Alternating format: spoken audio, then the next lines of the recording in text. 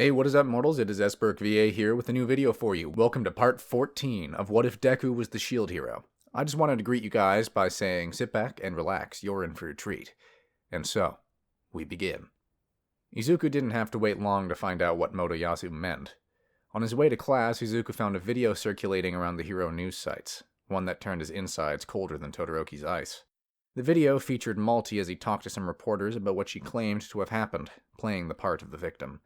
She was also quick to point out that the detective she spoke to had a quirk that confirmed she was telling the truth.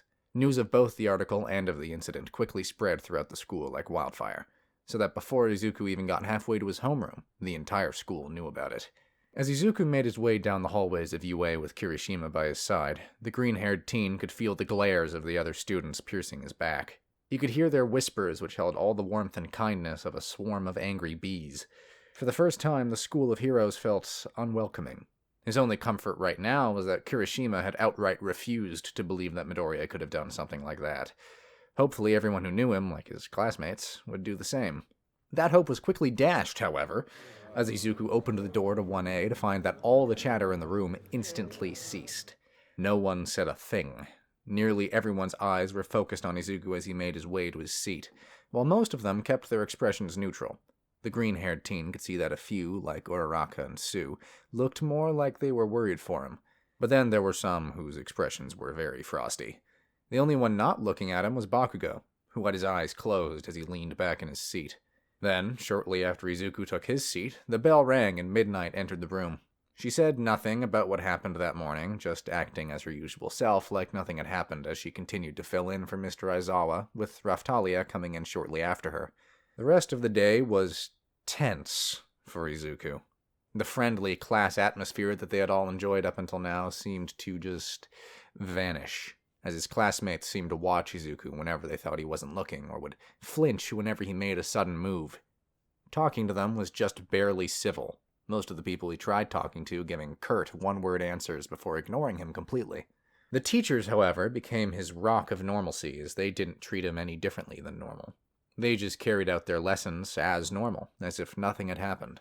When lunchtime came, the last thing Izuku wanted was to remain in the lunch hall and deal with more glaring and whispering. So instead, Izuku quickly collected his food from lunch rush before heading out to find some isolated spot to think. Just someplace where he could be alone and collect his thoughts as he tried to figure out what was going on. Why was this happening? Why was everyone taking Malty's side in all this? Didn't anyone out there believe him? Didn't anyone out there believe in him? When Izuku had finished with his lunch, he made his way back to his homeroom, making sure to take the long way. This route, while longer, had far less foot traffic, meaning Izuku wouldn't have to deal with any more angry and accusing glares. Once the class was in sight, Izuku could make out that the door was open and... "Come on, you guys! You all know Midoriya. He would never do anything like that." Hearing Kirishima's voice, Izuku slowed down in his steps, making sure that he made as little noise as possible. Izuku moved as closely to the door as possible with his back against the wall. "Dude, come on! It's not like I enjoy thinking like this, but..." "Kirishima, we've only known Midoriya for a couple of weeks at best. We don't know everything about him." "Yaoyorozu is correct. The police have confirmed that Miss Malremark was in fact telling the truth. To think that a student in the hero course would use the skills they learned here in this illustrious institution dedicated to producing some of the finest heroes in the nation to harm a fellow student, one in general studies no less, in order to get petty revenge, is simply unacceptable. Truly, such behavior is more fitting of a villain." Izuku nearly sank to the floor as he heard them speaking, but Kirishima's growl caused him to stop. "Yeah, I read that article during lunch. But you conveniently overlooked something. There's a reason the case is still ongoing. It's because the same detective who used his quirk to tell if Malremark was telling the truth or not used it on Midoriya as well. And according to it, he was telling the truth. That has to mean something to you guys. At the very least, give him the benefit of the doubt." For a moment, no one spoke. And in that moment, hope sparked within Izuku's heart that they were beginning to realize the truth, that he wasn't that sort of person. "I really wish I could do that. But Midoriya's quirk gives me pause. It is a legendary shield for a reason, and we've all seen how versatile it is.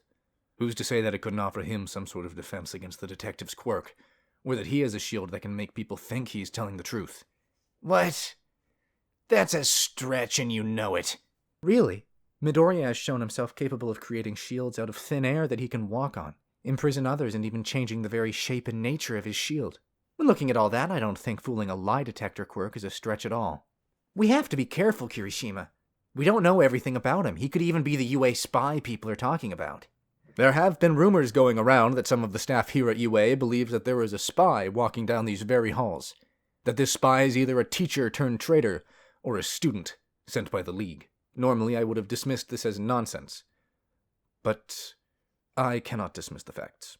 Like how the villains seem to know that All Might was to be one of our teachers at the USJ. There's simply no way they could have gotten their villainous hands on that information without someone tipping them off.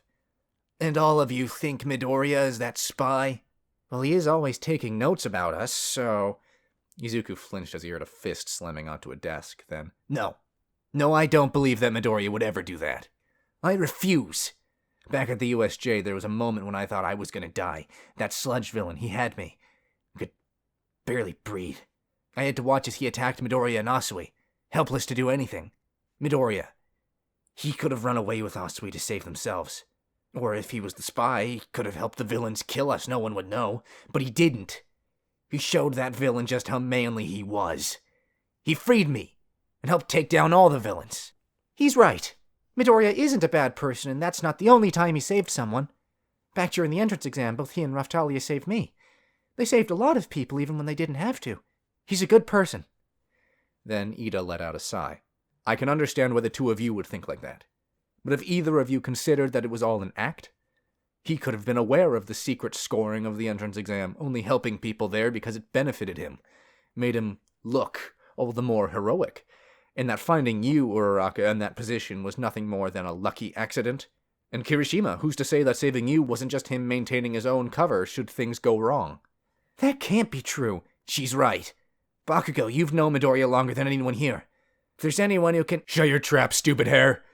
Don't you dare go dragging me into this shitty conversation.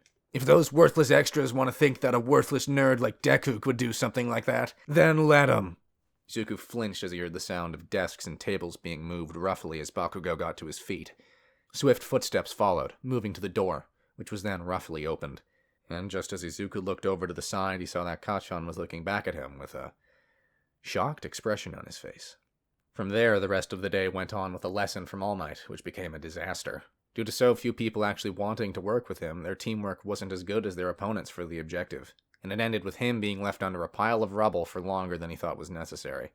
Not only did he receive a failing mark for the day, but also, for the first time, a pro hero looked uncomfortable whenever he looked at Izuku. It was slight, but Izuku could tell by how his smile wasn't as wide as it normally was. And he looked like he wanted to say something to Izuku only to stop before ever trying. With that done, the school day was over. Izuku tried to head home to find some form of peace, except that on his train there was more whispering behind his back and glares. One guy even looked ready to have him kicked off of the train, but was stopped by his friends. When Izuku got home, he was met by his worried mother.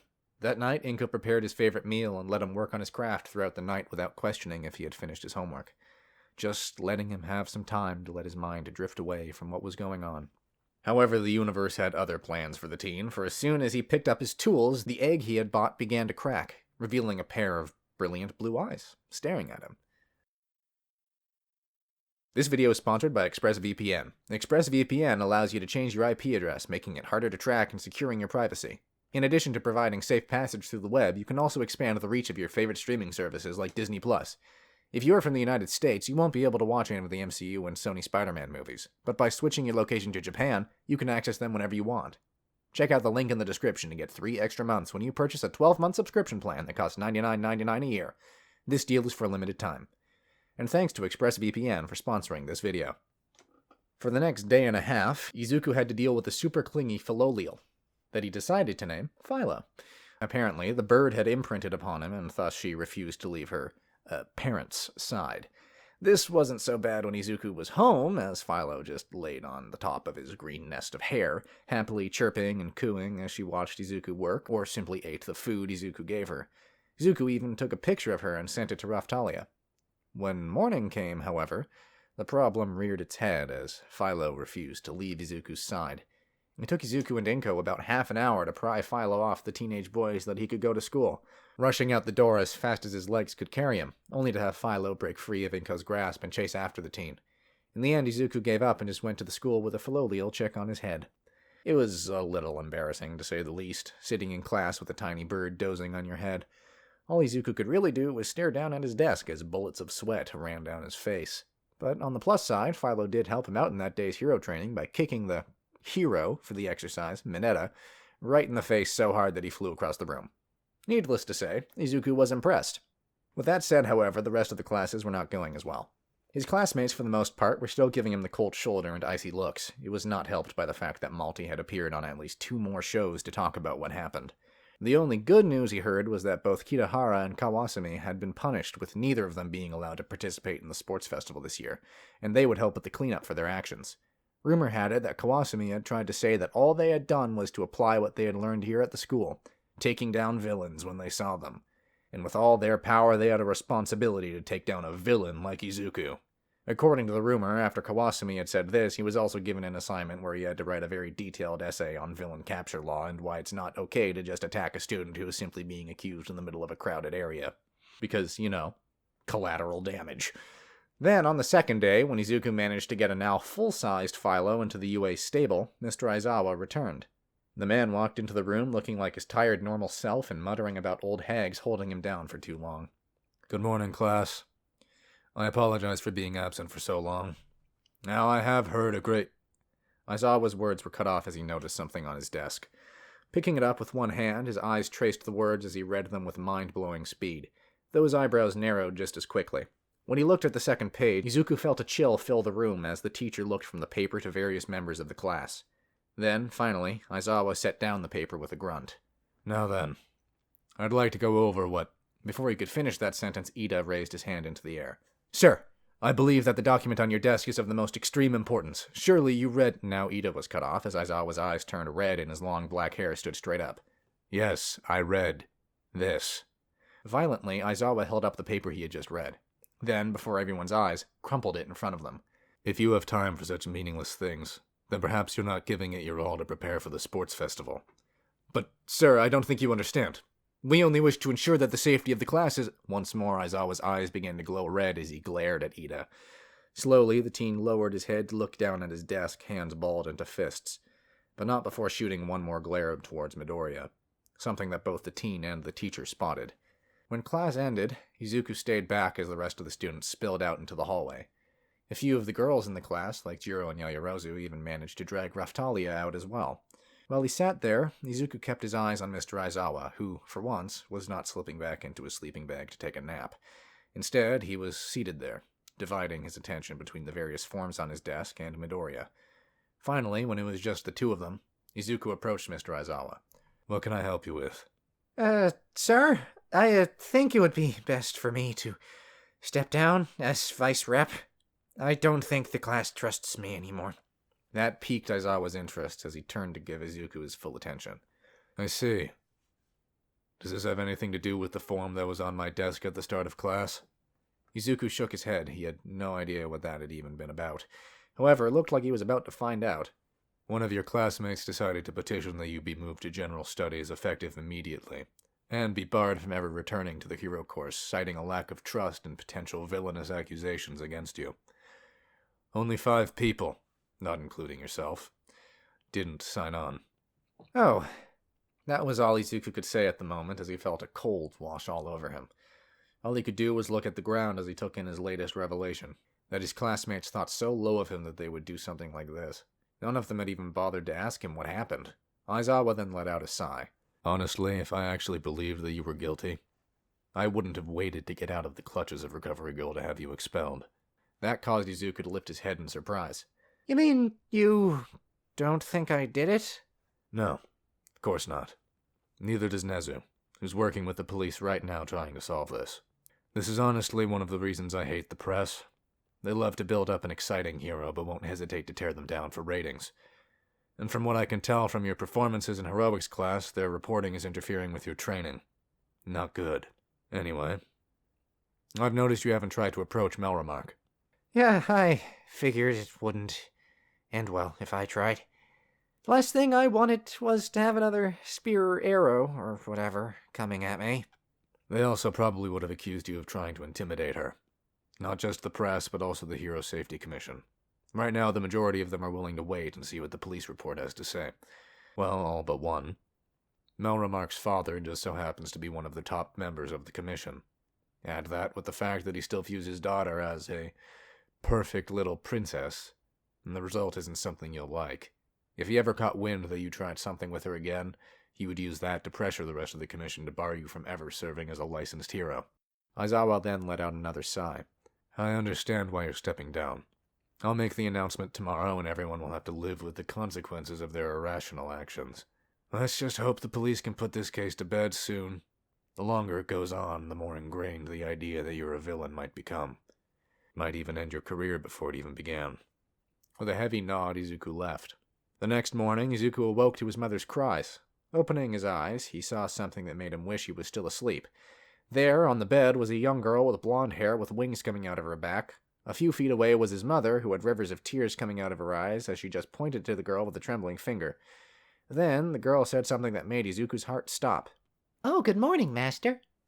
Thank you all for indulging yourselves in all this information thus far. I hope you enjoyed it. Now there are a few more things that I'd like to go over before the video ends. Firstly, I'd like to thank all our patrons: BD Flames, Ethan Davis, Terry Chills, Shifter Meals, Adam Zagel, Zill, XAV Beat 03, and Joshua Phelps. Secondly, I'd also like to thank all of our YouTube members: Toei Acosta, Rob the King, Seth Lord 906, CF2364, and Knuckles, Rimuo Tempest, Angel Juarez, Donald C. Stewart, Bryant Greer, and Demonized Fox.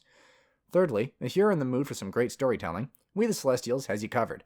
Our We the Celestials, My Hero Academia, and Naruto What If channels retell the story of their namesake anime with a twist. Check it out if you're interested. I'd like to thank everyone involved in the production of today's awesome content. Their details can be found in the description below. Lastly, if you're interested in what we do here at We the Celestials, I'd like to extend an invitation to join the team. The only caveat is that we only accept members from 16 years old and up to join our crew. You can sign up for whichever category fulfills your interest by joining the recruitment Discord using the link in the description below.